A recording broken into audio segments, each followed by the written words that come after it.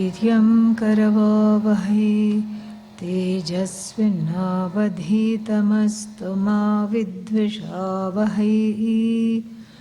ॐ शान्ति शान्ति शान्तिः। भेदाभेदौ सपदि गलितौ पुण्यपापे विशीर्णे मायामोहौ क्षयमुपगतौ नष्टसन्देहवृत्तेः शब्दातीतं त्रिगुणरहितं प्राप्य तत्त्वावबोधम् निस्त्रैगुण्ये पथि विचरताम्। Thank you. को विधिः को निषेधः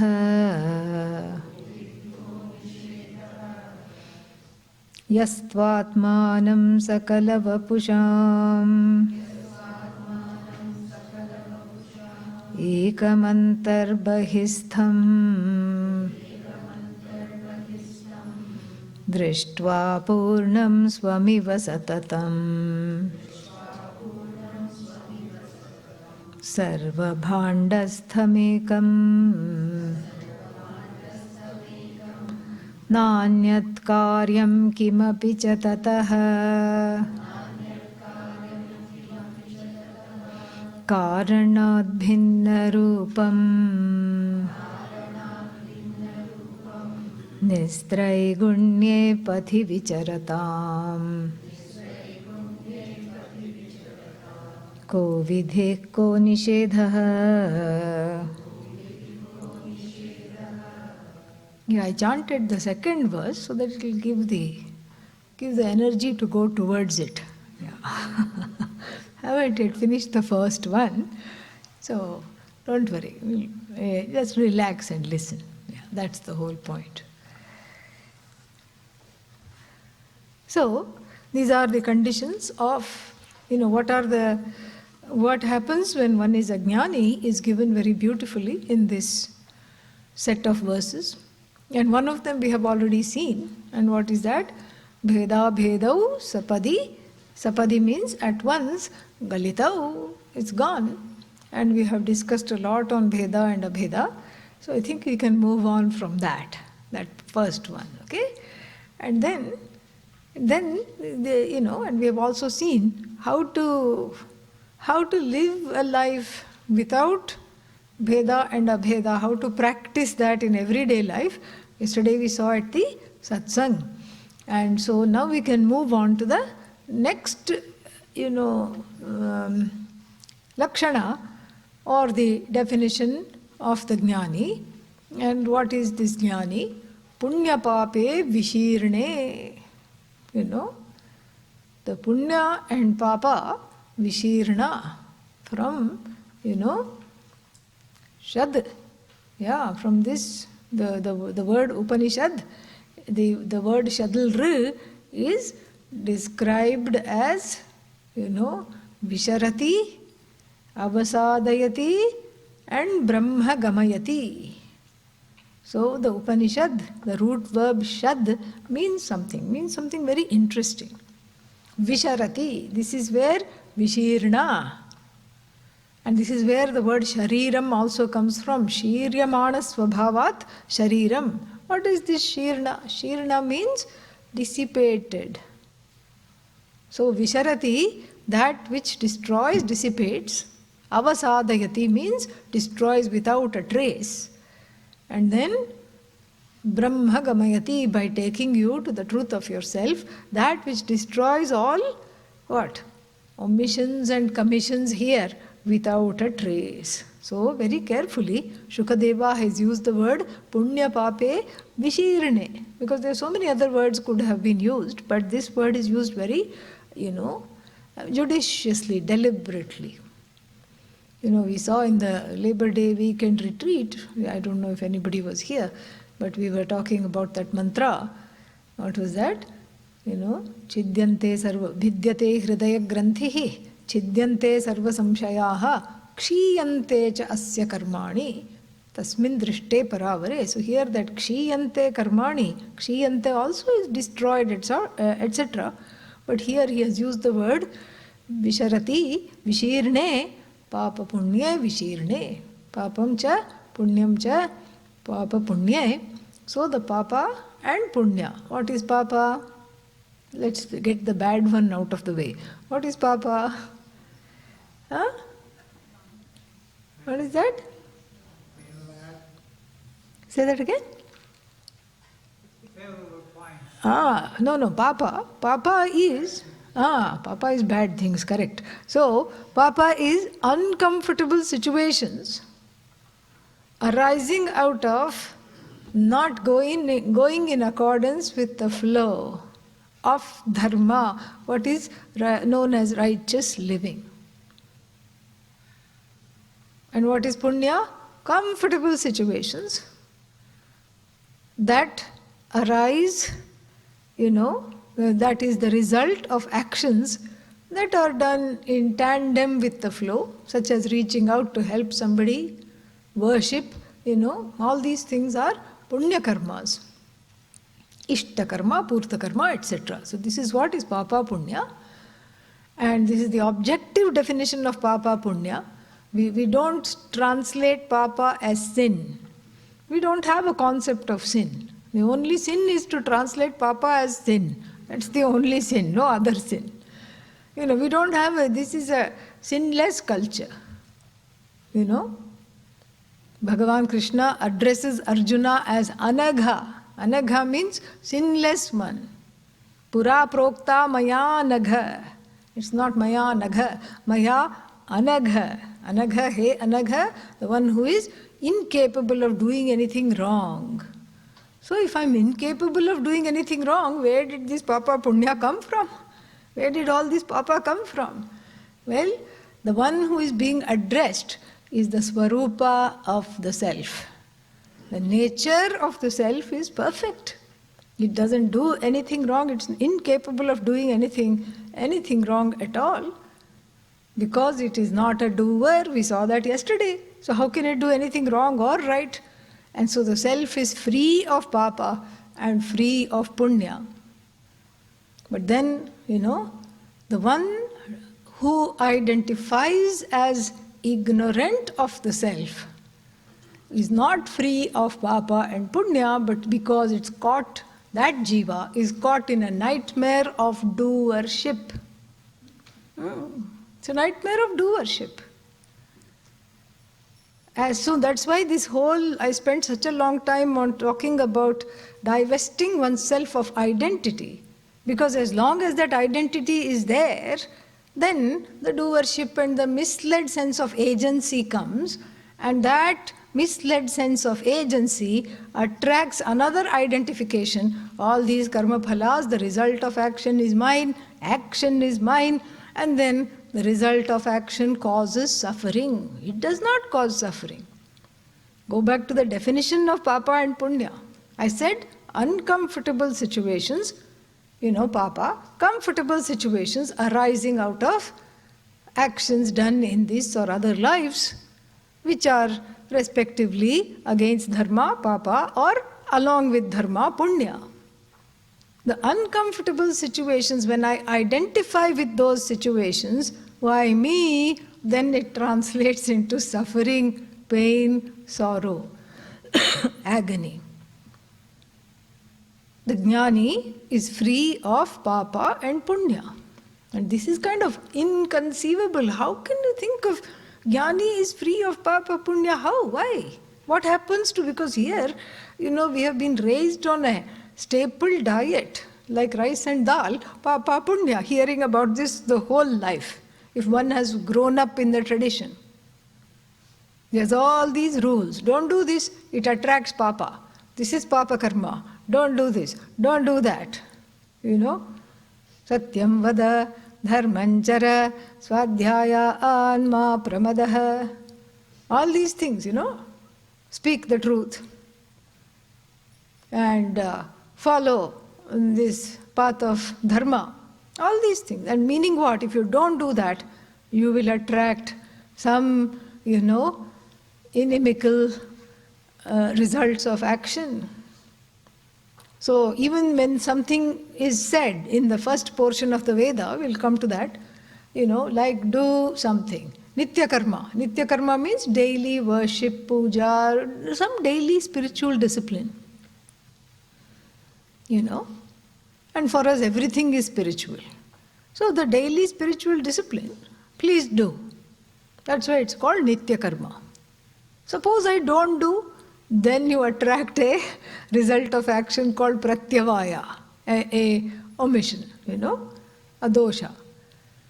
But if you do, you don't get any special punya. Like, if you take a shower, nitya karma, or brush teeth, nitya karma, nobody is giving you a reward.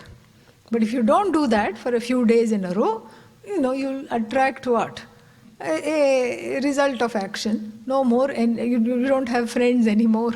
No one wants to be around you. It's kind of like that. So this papa and punya, how do they drop?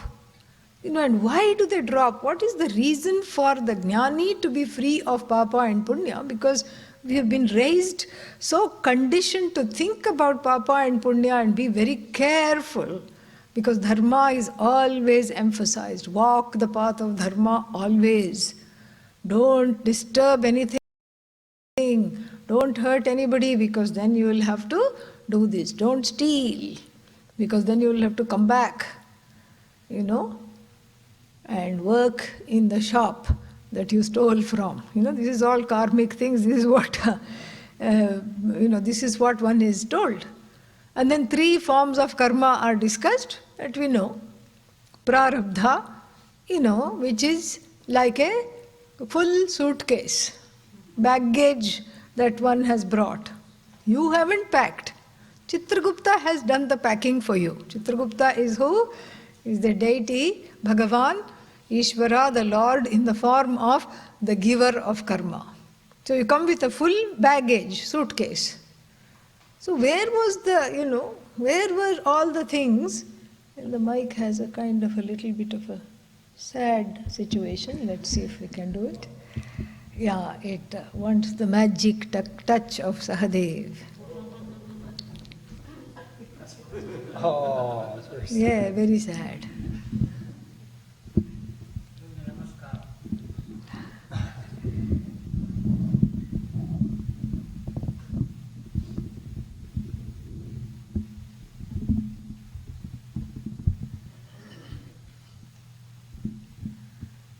I'll try to breathe gently. So, you see, where did this material to pack the suitcase come from? Chitragupta must have gone somewhere to get the material for this particular life. So the karma to be exhausted in this particular life is called prarabdha, prak arabdham, that which begins even before the body starts to form. So just like you have genetic material, this is the karmic material for this particular life. So where did he get the material to pack this suitcase called prarabdha? From a huge landfill, called sanchita. Toxic and endless. Huge. And out of that, some things were picked and put in this suitcase, and this is called prarabdha. So I thought we were allowed 2 carry-ons. Yes, we are. One is full at birth. It is called prarabdha. It slowly opens. You don't know how to open it. It has a combination lock, secret lock. Suddenly it will open and give out some comfortable or uncomfortable situations as it is programmed to. It's all programmed with the cell phone of Chitragupta, remotely controlled. You can't do anything about it. Then what about the other carry-on? The other one is empty. Empty bag, empty suitcase. What is that called? Agami karma. So whatever you do, that also you don't have any way to open. Whatever you do, whether you are doing what is right, what is in keeping with the laws of the universe, of Bhagavan, or if you're doing something that is hurtful and painful to others, that suitcase has 2 compartments. Oh, for shirt and pants? No, Papa and Punya. And you cannot argue. No, I know I killed the mosquito with my bare hands because it was trying to bite me, made it into chutney. But maybe I gave it moksha. No. That is a papa. So whatever you do in this life goes into that suitcase, and then that suitcase goes back to the landfill, endless sanchita, and empties itself there. And then the next life, some more things, are sent, called the next prarabdha. So it's like opposite. The 2 suitcases are opposite. One is full, at the end of the life completely empty. The other one is empty, at the end of the life full. And the landfill, it is called sanchita. The Shastra has a sense of humor. Samyak chitaha, nicely collected over lives. But how did it become this big landfill? Well, the Shastra says that if you have had one life with free will, like a human life or a human-like life in any other universe, you've had one life, it is enough for endless amounts of karma, endless lives. How? Don't ask. This is a belief. It's a non-verifiable belief, but we grew up with that belief, and it is important to us because in a way it is very useful. That's why we don't need ever, no Hindu needs a bucket list. Yeah. Why? Because there's always another life. There's no rush. There's no rush to try to complete things. There is no feeling of, being, being deprived from experiences or from situations. In fact, when the person passes away, everybody prays. All the loved ones pray. I was not a good spouse to you. May you have a better spouse, the kind you want in the next life. May you have better children in the next life.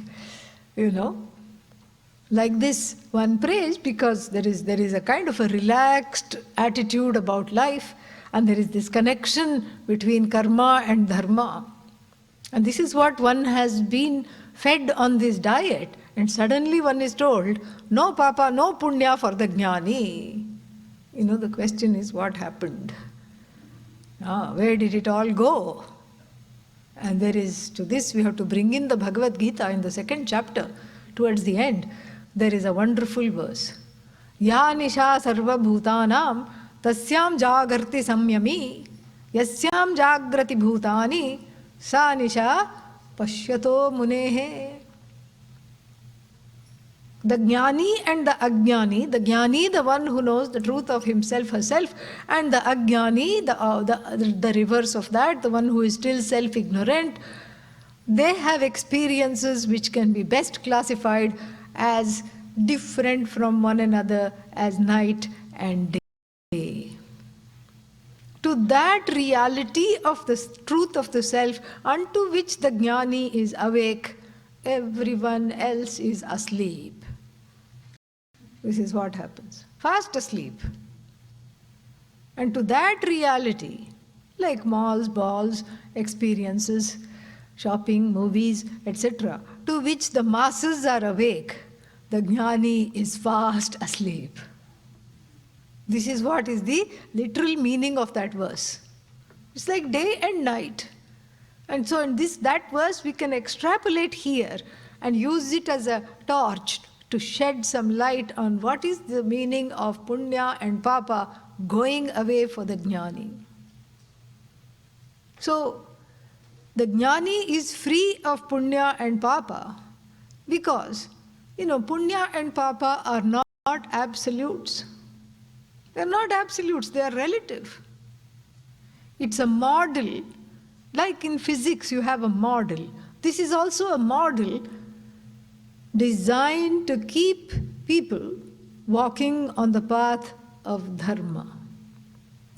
That is what the whole idea is. Because as a child, dharma is there. Dharma is the manifestation of Bhagavan. It is Ishvara within. But as a child, there is not enough impetus to follow it. And so through this papa punya, reward, punishment, etc., etc., the child is taught to walk on the path of dharma. This is what the whole thing is. It's like, the child learning to ride a two-wheeler cycle. But what is that called? Bicycle. The parents will put some extra wheels, 2 wheels, because it yet doesn't know how to balance. It will fall this way or fall that way. There are 2 training wheels. This is Papa and Punya. The road is Dharma. And once you learn to drive, you don't need the training wheels. They come off. Not because just because they are redundant. They are no longer necessary. So does that mean Dharma is not necessary? Dharma is necessary, but it has become internalized. The whole idea of the Veda is for one to grow into a person that cannot defy Dharma, that is incapable of going against Dharma. That kind of a person, the first portion of the Veda, which is full of this papa, punya, injunctions, prohibitions, all these things, which we are going to see here. All of this is for the person who is still caught in the nightmare of kartritvam. Difficult to drop agency, difficult to see that everything here in this world is already happening. I'm not the agent. If I'm able to help somebody, I was there in the right place at the right time. If I was able to help somebody financially, that money was given to me. I'm not the author of it. But I worked for it. The capacity to work for it was given to me. Oh, you don't know what I went through. I had to study to work. The capacity to study was given to me. What do you mean capacity to study was given to me? I had to study under a street lamp. Street lamp was given to me. This is how the quote-unquote self-made man talks. I studied under the street light, and I did this and I did that, and I can't thank anybody. Nobody helped me. I'm a self-made man. There is no such thing as a self-made man. Even the capacity to say self-made man was given. Capacity to talk is also borrowed. So therefore, if it is all given, where is the agency? Where is the action? Where is the recipient of the action? Neither the agent is there, nor the victim is there. Nobody is there. And so this is what the person of knowledge has understood, has woken up from the nightmare of thinking I am the agent of my action, or I am victimized by other people's action, or even my own action. This knowledge they have gathered, they have understood, they have discovered the truth of themselves as not being subject to either results of action, favorable or unfavorable. Why? Because who gets the results of action? The actor gets the results of action. If I'm not an actor, how will the results of action come to me? It's like a dead person's bank account. Let's say there was so much debit and so much credit. What's the use? It will not attach to that person because the person is dead to this bank account. Or you can take another example. Like in an election sometimes, the candidate will put his or her name. It happened in the last election. And this fellow put his name and then died off before the election. But it was too late to remove the name from the ballot. And the people did not like anybody else standing there, whose names were there. So they all made the dead man the mayor of the town. Karma phala.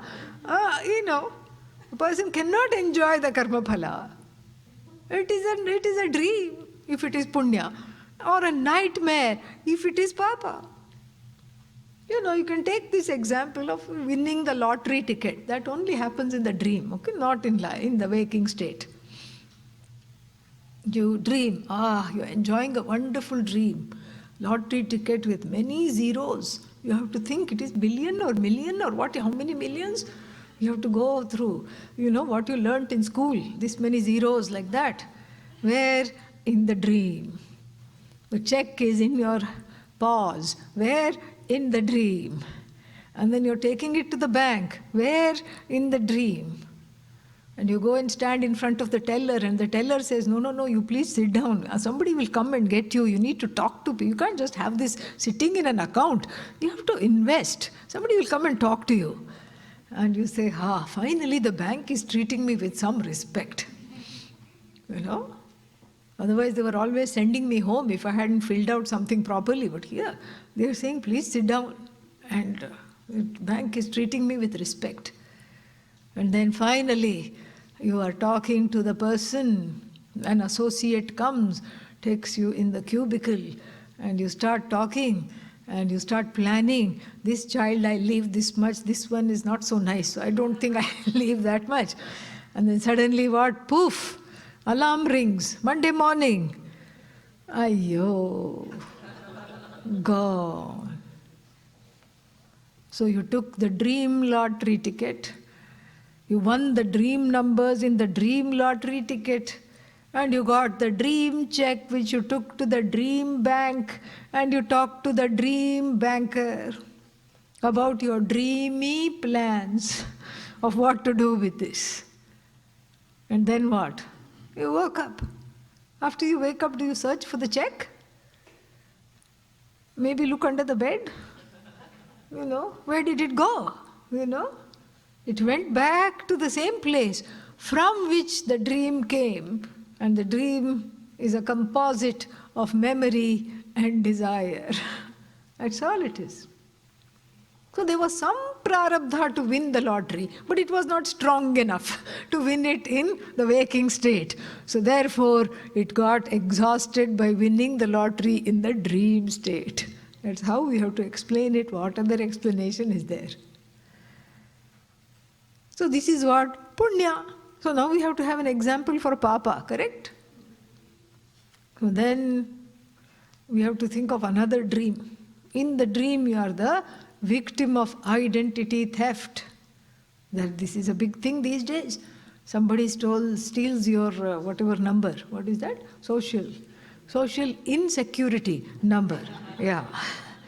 And because you are always insecure that somebody is stealing it.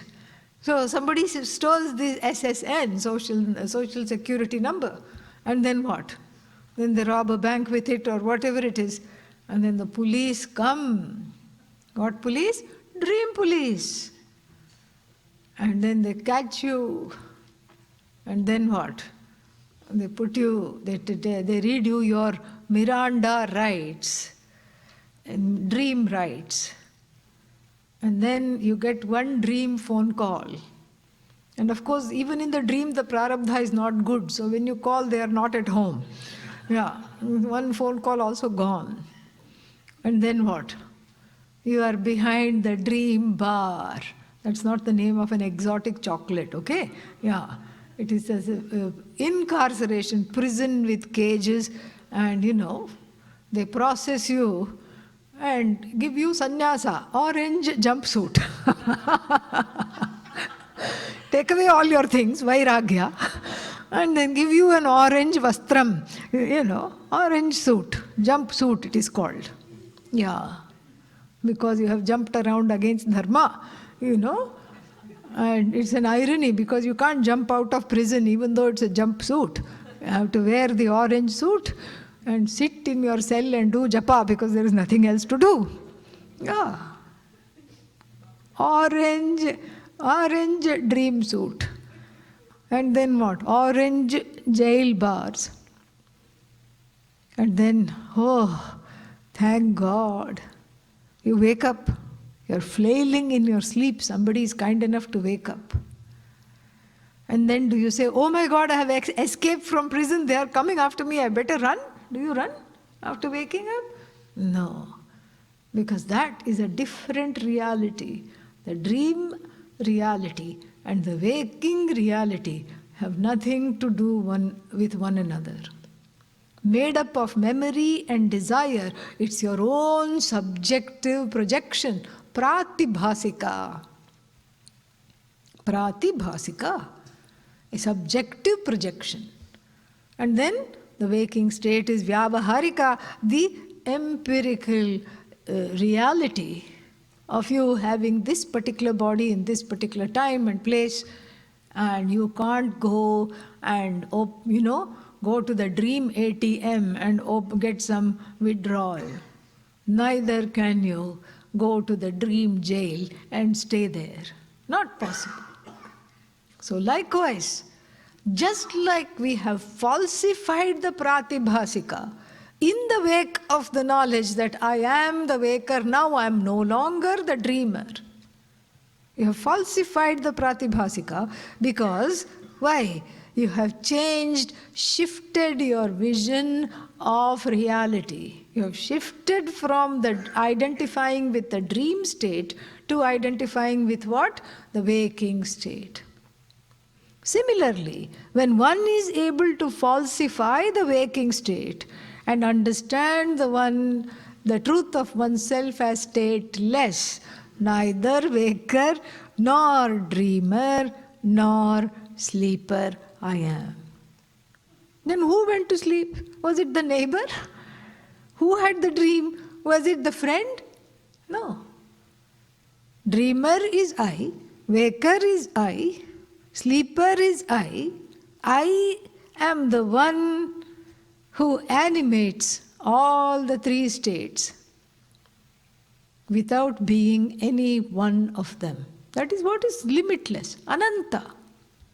It is limitless because if I say waker, is me, no problem. But I am not the waker.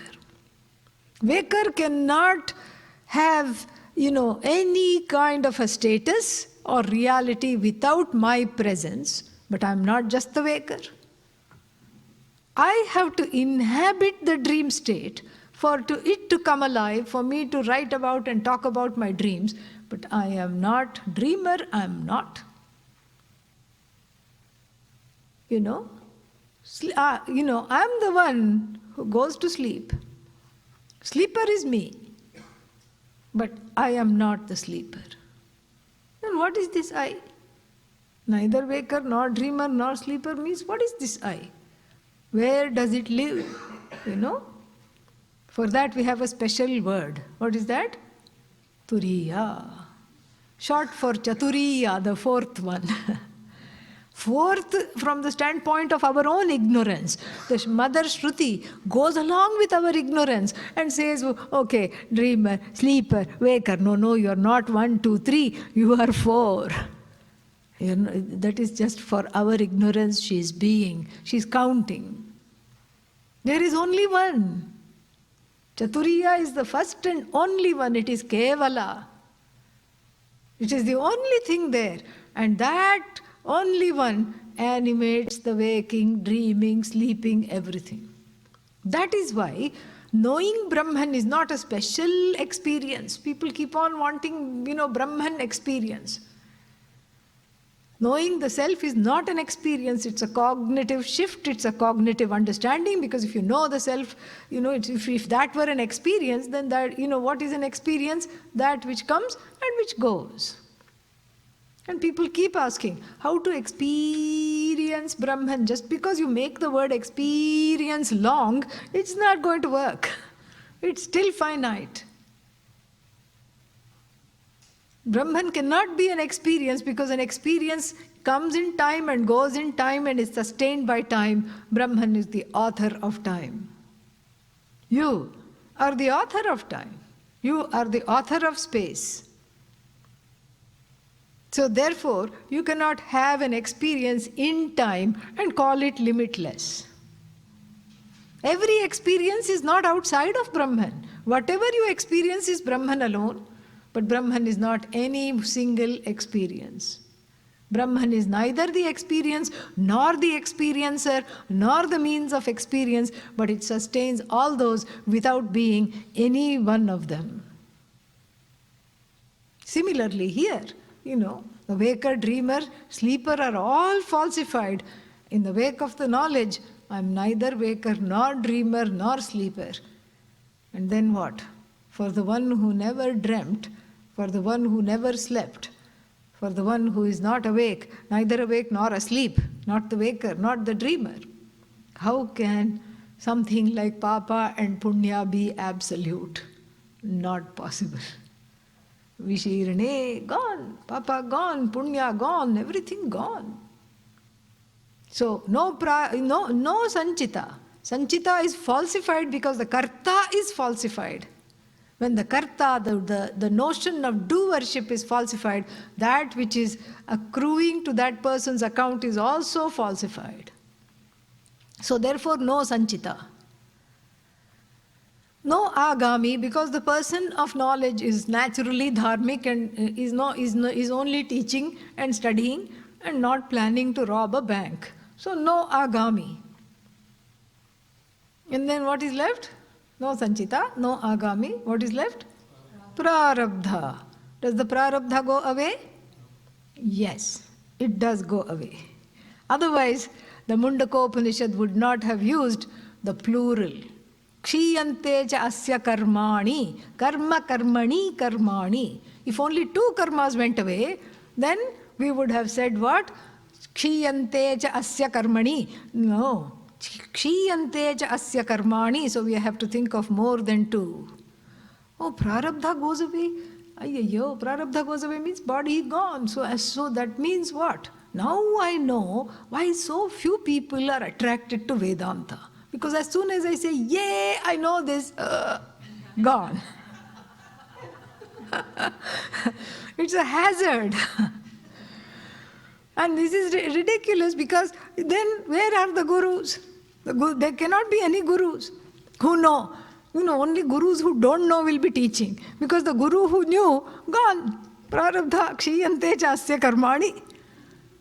So no gurus.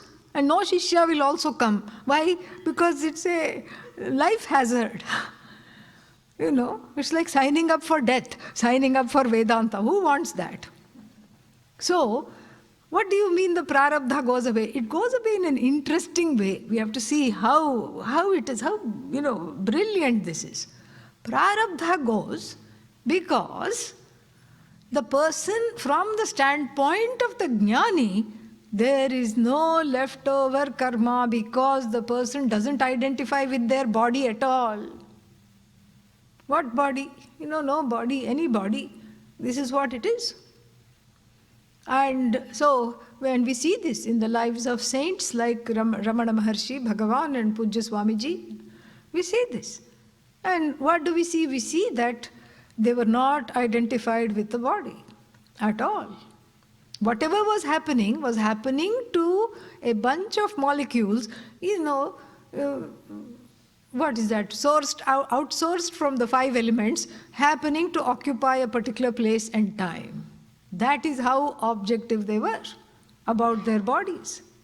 Like when Ramana Maharshi, the first time he got that tumor in his arm, cancerous tumor, he was, they fought with him and they said, we have to take you to the hospital. Okay, take. Oh, now it is cured. Then they were very happy. Okay, yippee. And then what? Oh no, now it came back. Oh well, that's all it is. Then they said, we are going to take you to the hospital. We are going to take you. Then Ramana Maharshi put his, foot down and he said, last time you had your way with this body.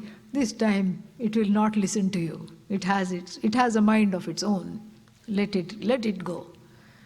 And so, from the standpoint of the jnani, who is not identified with his or her body, there is no prarabdha. Whether it is sick or whether it is well, whether it is walking or whether it's in a wheelchair, whether it is on a bed or whether it is climbing trees, it has nothing because everything is falsified. Kartrutvam is falsified. So the person doesn't think. The person is is Sarvatma Bhavin, he identifies with all bodies and with no body in particular. So from the standpoint of the Jnani, no prarabdha kshiyante cha asya karmani. But from the standpoint of everyone looking at the Jnani, slowly losing strength, slowly walking, first walking, then walking with a stick, a cane, then sitting in the wheelchair, then on a stretcher, and then in Mahasamadhi, just the body is remaining. So from there, from the standpoint of the Bhaktaganas, the viewers, then they say that there is what? There is prarabdha. Oh, this is part of his prarabdha, this is part of her prarabdha. The viewers say. But not from the standpoint of the Jnani. No prarabdha. We are doing a disservice to think that the Jnani is subject to prarabdha. It is not. And it is against the Upanishadic statement. Kshiyante cha asya karmani. So punya pape vishirne. So the first one was what? No difference, all transcending all binaries, and then free of punya and free of all papa. And then what? Maya mohau kshayam upagatau. Two more things are there. Maya mohau kshayam upagatau nashta sandeha vrittehe. So, Maya mohau, Maya cha mohascha, Maya mohau. So Maya here means avidya, self-ignorance. So we are talking of the Maya's power to cover, avarana Shakti. Not the projective power, because the projective power you can't do anything about. Ishvara Srishti. Even after knowledge, it persists. The Jagat does not disappear in the wake of knowledge. So it is very much there. So here we are talking of the concealing power, the power of Maya to conceal the truth of the person from themselves. Therefore, one is going around in circles searching for the truth of oneself while one is that truth. This is what is Maya. Here Maya means Atma Avidya. And then Maya's baby is called Moha. The two are never apart. Maya has a baby, a son called Moha. Why son? Because it's masculine, Moha. Moha means delusion. Avidya means not knowing. Not knowing that I am one with the Lord. Not knowing that I am one with the whole universe, there is nothing other than me, there is nothing separated from me. That is avidya. Avidya by itself cannot cause problems. You see the dog, you see the cat, they're as long as they're not abused, they're happy being who they are. They're allowed to wag their tail, they're allowed to go around, they eat, they drink, and as long as they're not mistreated, they appear to be happy with what they are. The dog doesn't go into a depression. There's a spelling mistake in my name, it should have been G-O-D, it is D-O-G. I am God, but look at the spelling mistake. It doesn't seem to have a complex. Centered on itself. Otherwise, I'll tell you, every bulldog will want an anti-wrinkle cream before it goes out for a walk. How can I go out looking like this? I'm still a puppy and look at the wrinkles. Get me some nice, anti-wrinkle cream. Then only I'll come out. It goes for a walk just like that. Yeah, even the poodle with a funny haircut goes for a walk. Looking like a pruned tree or like a built-in cheerleader with pom-poms. It goes for a walk. Yeah, no problem. Because does the dog have avidya, atma avidya or not? Yes, because the dog is not going around saying tattvamasi. From this we see that it has atma avidya. But here, in the dog, cat, etc., the Atma Avidya does not cause problems or complexes centered on the self. Only for the human being, there is moha. Because there is free will, the ability to come to wrong conclusions about the nature of the self is there. You can't come to wrong conclusions about an unknown self, just like you cannot see a snake on an unknown rope.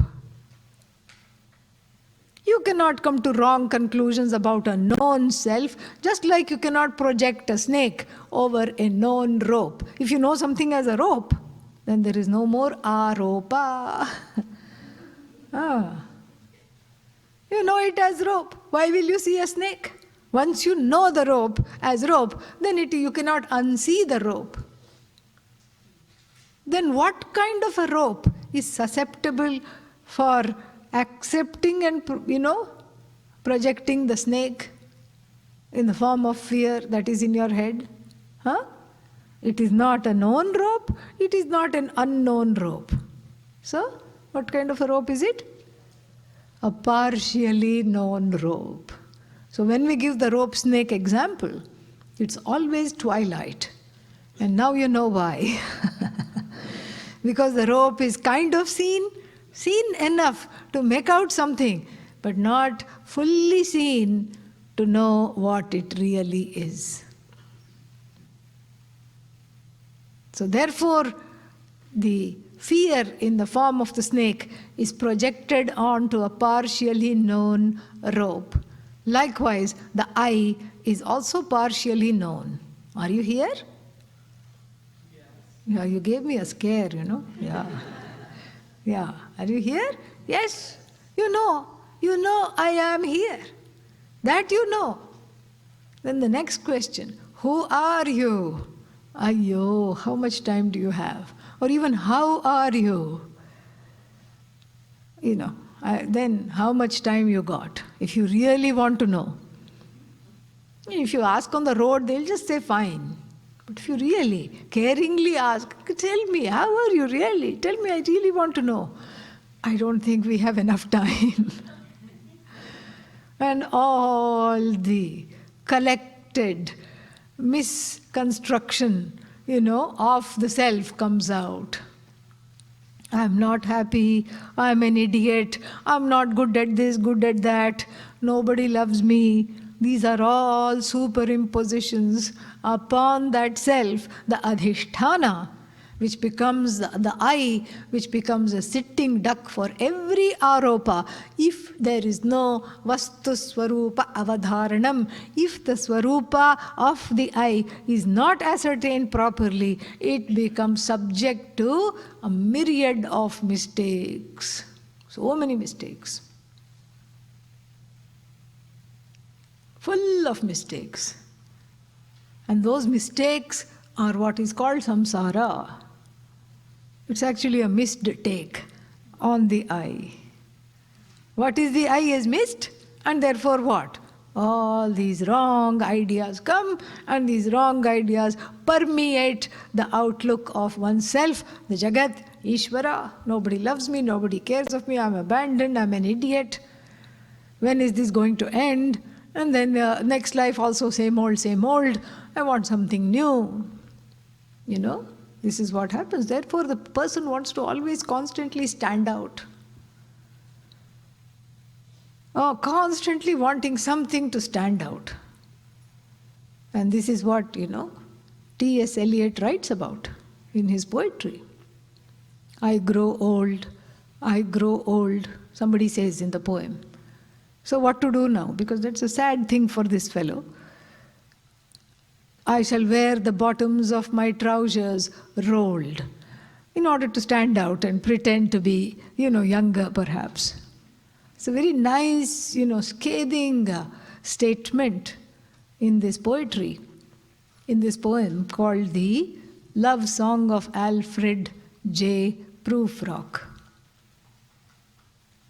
And, because it's all this, ways in which one tries to mask the pain and the sorrow of not knowing oneself by distracting oneself into activities. So many silly, useless activities. What for? Well, where is it going to lead you? And for how long? And he continues, in the room, people come and go, talking about Michelangelo. Without knowing anything about Michelangelo, they are pretending to talk about Michelangelo. This is some kind of a turn of the last century aristocrats with all their, various mannerisms and pretensions. Even the Ajnani, who remains an Ajnani after knowing, I don't know, if you don't do anything about it, it is a life of pretense. You have to pretend to be accomplished. Think about the pressure. It's much easier to gain self-knowledge than to live in the world pretending to be accomplished, pretending to be successful, pretending to be, somebody, pretending to be important. And then even coming into the spiritual realm, pretending to have got it, All this is not needed at all. All this pretense is, is tiring, is exhausting. And therefore, here what is it says? The person here, the jnani is free of maya and its child, moha, wrong thinking. Maya mohau kshayam upagatau. Kshayam means they have started to rot. Maya has started to rot. Moha has also started to rot. They have gone. And then, Maya mohau kshayam upagatau. For whom nissandeha vrittehe.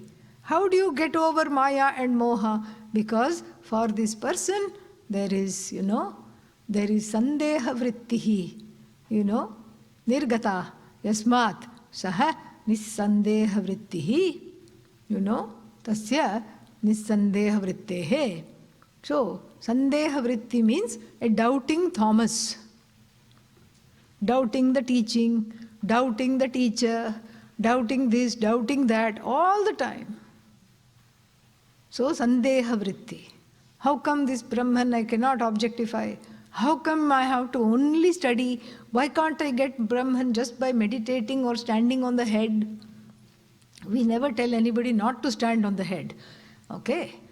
Because we like all activities that give blood to the brain, so that the thinking is set up properly. If it increases blood supply, it is wonderful. So these are all sadhanas. These are all sadhanas for preparing for the knowledge. And the knowledge, since it's a mistaken identity, that mistake has to be corrected through shravanam, through listening to the knowledge. This has to be understood. So for whom there is no doubt, I am Brahman. For whom there is no doubt that this study has paid off for me in my life. For whom there is no doubt that they have dropped samsara. They are called nissandeha vrittayaha. Vritti means the mind. The mindset is not a suspicious mindset. In other words, those who have shraddha. There's a direct connection here between the dropping of avidya and the resultant baby of avidya, wrong thinking, moha, delusion, deluded thinking, and the cultivation of shraddha. That is what is talked about here in the second line. So if I want to drop maya and moha, I have to cultivate devotion for the teacher, the teaching, and for Ishvara, who is the subject matter of the teaching. So then maya mohau kshayam upagatau nissandeha vrittehe. Then we have to wonder, how did they get like this? Did they just wake up one day and they were, free? No. They got it by study. And that is what is pointed out here. How did the jnani become a jnani? And then leave the first two words in the third line, go to the last two words. Prapya tattva avabodham. Prapya, having gained, tattva, the teaching of Brahman, because Brahman is always referred to by the word that, because in our understanding it appears to be far away. So, that Brahman, so tattva, tat is that, tattva is thatness, by understanding that. So, tattva bodha was enough. But why this avabodha? The upasarga, the prefix ava, has a special significance, special meaning of descent. Yeah. Like in music, aroha and then avaroha, coming down. So for whom the knowledge has percolated, descended into every pore of their being. Descended to the level of action, thought, deed, speech, everywhere is reflected the knowledge. They walk the knowledge, they talk the knowledge, they breathe the knowledge, they eat the knowledge. This is what it is.